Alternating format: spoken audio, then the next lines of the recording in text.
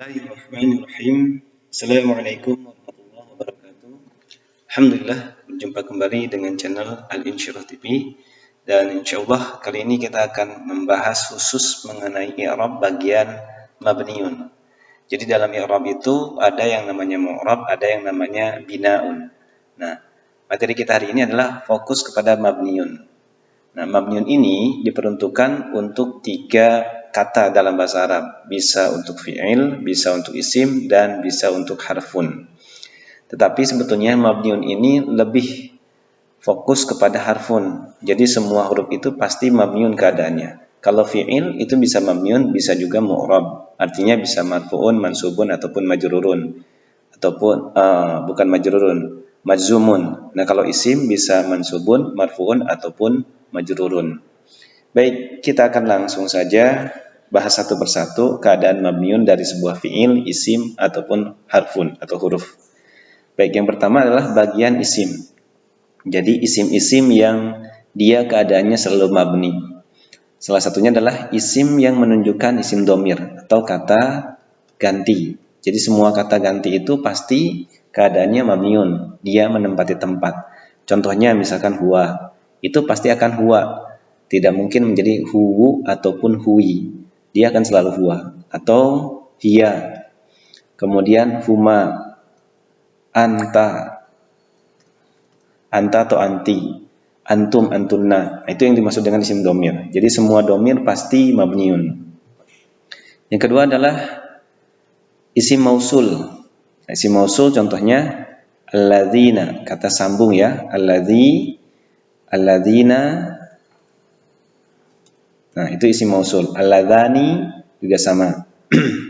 Jadi tidak mungkin menjadi alladzini atau alladzinu. Dia pasti akan alladzina. Kemudian selanjutnya adalah isim yang keadaannya mabniun adalah isim isyarah. Jadi kata tunjuk. Tadi kalau mausul kata sambung, isyarah itu kata tunjuk. Kata tunjuk contohnya misalkan dzalika. Dzalika. Jadi keadaan dzalika tulisannya akan pasti dzalika. Tidak mungkin menjadi dzaliku atau dzaliki.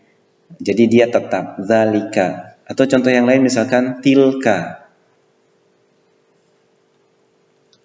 Tilka itu. Tilka jadi tidak mungkin menjadi tilku atau tilki. Atau hadza. Contoh yang lain. Hadza. Hadza. Hadhihi. Nah, itu isim isyarah. Kemudian isim yang selanjutnya adalah isim istifham.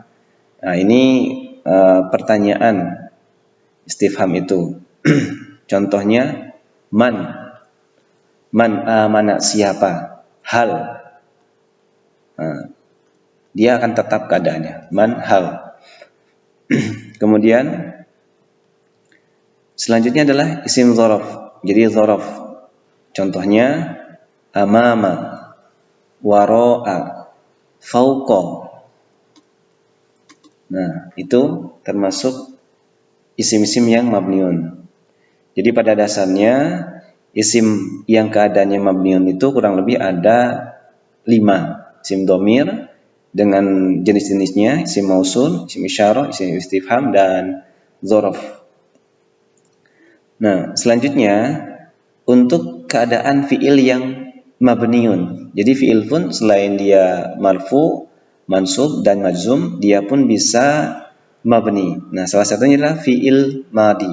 Jadi fi'il madi itu selalu mabni. Jadi fi'il madi dengan 14 domir itu, misalkan kita punya kataba. Kataba. Nah, ini mabniun. Mabninya dengan fathah atau katabu atau katabta atau katabti. Kemudian yang kedua adalah fi'il mudhari. Nah, fi'il mudhari pun sama, ada yang dia mabniun. Contohnya misalkan dengan domir hunna, taf'alna, yaf'alna. Kemudian selanjutnya adalah fi'il amr. Nah, semua fi'il amr itu mabniun. Iqra, iqra'a, iqra'i, iqra'u, iqra'a. Nah, itu fi'il-fi'il yang keadaannya dia mabniun. Kalau fi'il amr itu semuanya, fi'il madi itu semuanya mabniun. Nah, kalau fi'il mudhari itu hanya beberapa saja. Karena fi'il mudhari yang lainnya, yang sahihul sahihul akhir itu yang keadaan fi'ilnya sahih di bagian akhirnya itu bisa marfu, bisa mansub, bisa majzum. Kemudian fi'il mudhari yang termasuk al-af'alul khamsah itu juga sama, bisa marfu, bisa mansub, bisa majzum. Tapi kalau untuk yang lainnya ini bisa termasuk ke dalam fi'il mudhari yang keadaannya mabniun. Nah, kemudian selanjutnya adalah huruf. Nah, semua huruf itu mabniun. Huruf apapun, mau huruf jar, huruf nasab, huruf jazm, semuanya dia mabniun. Nah, kemudian kita lihat kembali ini tandanya, alamatnya, alamat mabni dari isim dhamir, isim mausul, isim isyarah, isim istifham atau mudhari'ah itu bisa dengan dhammah, bisa dengan fathah, bisa dengan kasrah, bisa dengan sukun. Yang sukun misalkan contohnya kita ambil dari harfu istifham, dari isim istifham. Contohnya hal. Nah, ini kan lamnya sukun. Jadi hal isim istifham mabniun ala sukun. Yang kasrah misalkan kita contohnya harfu jar, li. Li harfu jar mabniun ala kasrah. Yang fathah misalkan kita contohnya ambil kata huwa, isim dhamir. Huwa isim dhamir mabniun ala fathi. Yang dhammah juga sama. Baik. Kalau untuk yang fi'il keadaannya mabniun, untuk fi'il madhi itu bisa dengan dhammah, bisa dengan fathah, bisa dengan sukun. Kalau yang dengan dhammah, contohnya katabu dengan fathah, kataba dengan sukun. Contohnya misalkan katabat, seperti itu.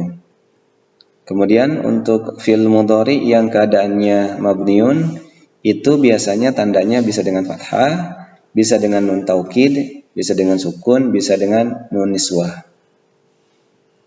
Kemudian untuk fi'il amr tandanya adalah dengan sukun, dengan hadfu harfil illat, dibuang huruf illatnya, bisa juga dengan hadfu harfin nun. Nah, untuk contoh-contohnya insya Allah nanti kita akan buat di video selanjutnya.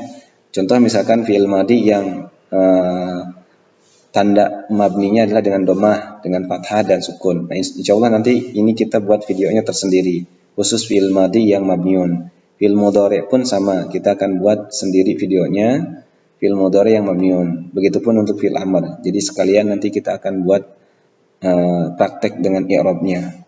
Untuk fi'il madhi, fi'il mudhari dan fi'il amr yang keadaannya mabniun. Baik teman-teman semuanya, terima kasih. Sampai jumpa kembali di video selanjutnya. Assalamualaikum warahmatullahi wabarakatuh.